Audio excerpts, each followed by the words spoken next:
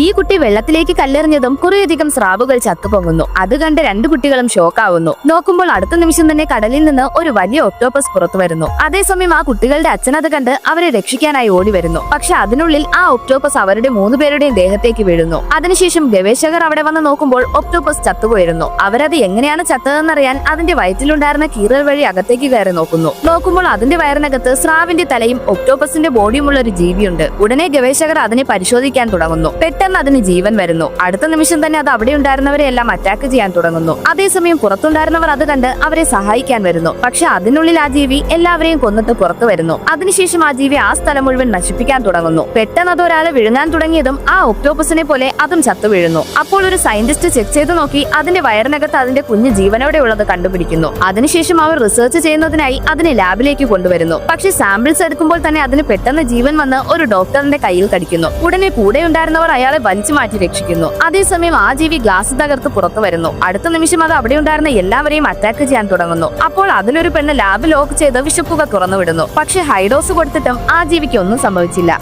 അത് കണ്ടതും അവൾ അവിടെ നിന്ന് പേടിച്ചോടുന്നു.